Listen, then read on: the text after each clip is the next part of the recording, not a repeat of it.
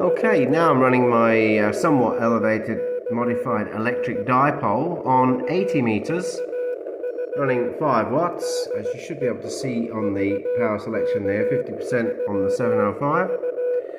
So that's 5 watts into VK5 there. The trace on the left is my experimental beacon on the little electric dipole.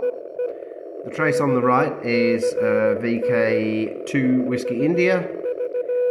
And if you've watched my previous videos, or if you already know of that beacon, it's running a half-wave 80 meter dipole elevated at 10 meters, running 35 watts according to their website. Not bad at all. So this little baby performs just as well on 80 meters as it does on 40 meters. There's a fair bit of band noise there.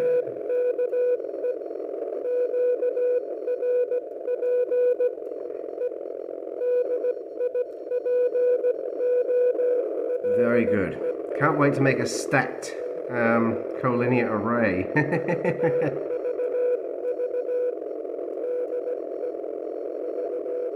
little bit of QSB there.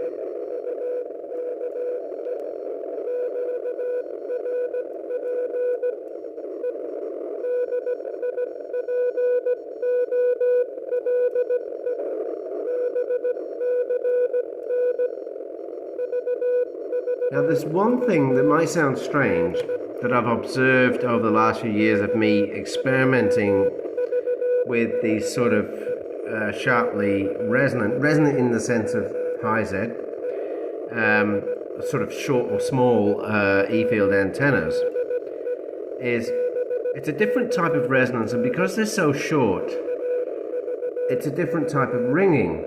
Now if you imagine a full-size classic dipole like the trace on the right, when that's resonant, what that means is that some of the energy from the previous cycles is still running back and forth along the antenna with the new cycles. So we actually get a blurring and also a slight frequency shift. Now with a sharply resonant system like mine, none of the previous cycle exists on the antenna during the next cycle. Now you might notice if you look at the two traces that even when mine gets to the same dB level as the trace on the right, if you look at the waterfall, my trace is always narrower. It's sharply resonant rather than sort of the type of resonance we're accustomed to. Like I said, that's a ringing effect, blurring cycles upon cycles, and also allows a shift in frequency either side ever so slightly.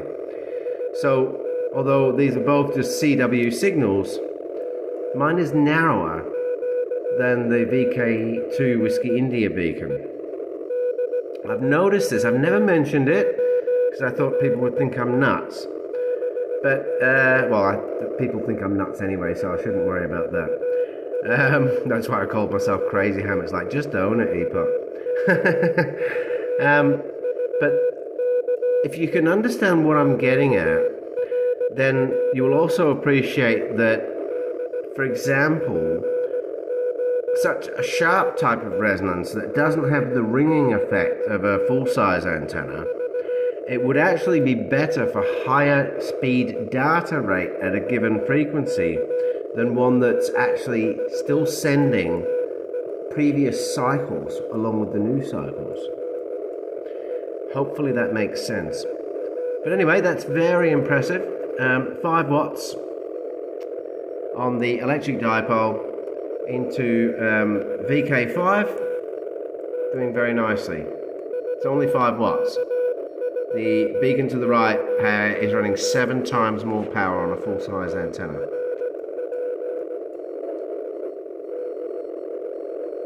Oh, she's taking a dive there.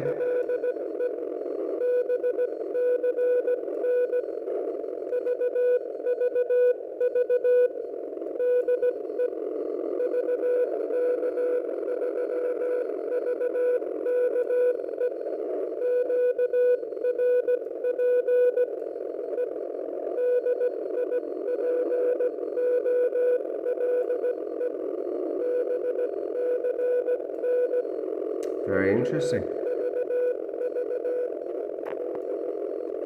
Okay, I'm going to jump out of here and I'll quickly see if it's getting, how well it's getting in, if at all, on 80 meters, all the way up into VK2 up at the Hunter Valley. I don't really know, and so I'll give it a try. Let's see. Try and get this in. I'm going to have to retune. Oh no, it's already tuned, silly me. Hang on. I have been there. Okay. Spectrum on, off there, and I'll just shift this across. Bear with me, I'll move that back. Okay. So it's making it up to the Hunter. But of course the Hunter's also a lot closer to that beacon, the other beacon there. But she's doing nicely. On 5 watts, there you go, up to the Hunter Valley on 80 meters. This is a small system. QRP 80 meters. Very impressive. Now when I make the stacked collinear array, that's when things are going to get crazy. Okay. Very nice though. I'm pleased. Alright, I'm curious. 80 meters Tasmania. It'll probably be dead down there for me. And Dural, the other beacon, will be banging in. But we'll give it a try. I got to tune this. Let's see. 3697. Oops. And oh, it's there. Hang on. Let's bring these across. Wow. Okay. Nice trip into Tassie too. Okay, it's not quite doing as well as Dural there. Oh, actually, it's not doing too bad though. But like I said, the other one is doing 7 times more power.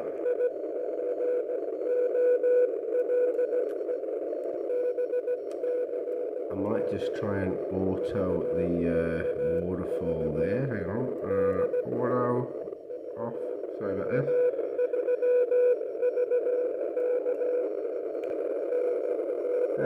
QSP.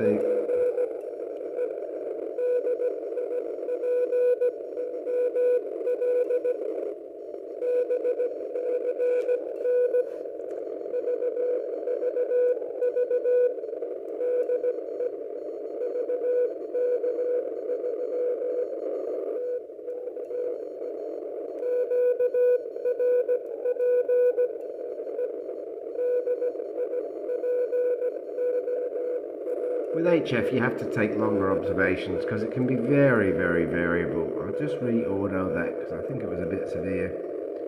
Right.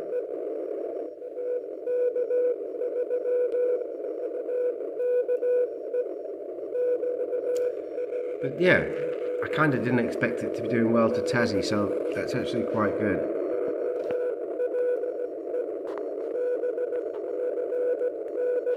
Right. Beautiful. Okay. Alright, I've got to check the local area. Is it doing NVIS on 80 meters? Let's see. Let's get this going. 3697. Spectrum on, off here, and oh, look at that noise there.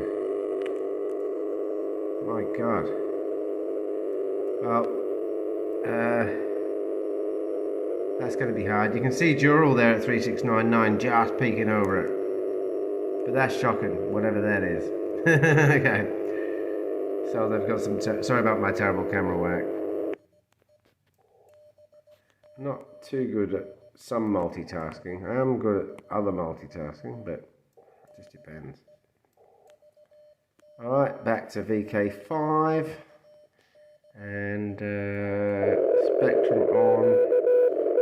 And bring her back across. There is a lot of noise there.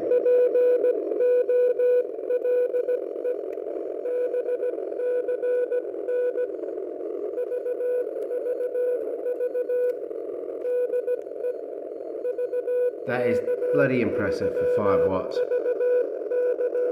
80 meters, small antenna, beauty.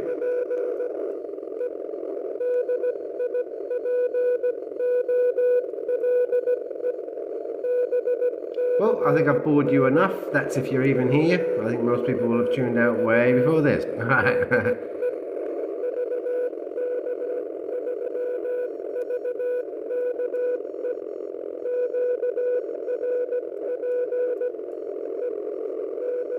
I'm just trying to make sure I bore you enough, eh? I'm just obsessed. Okay, so 7-3, and thanks for watching.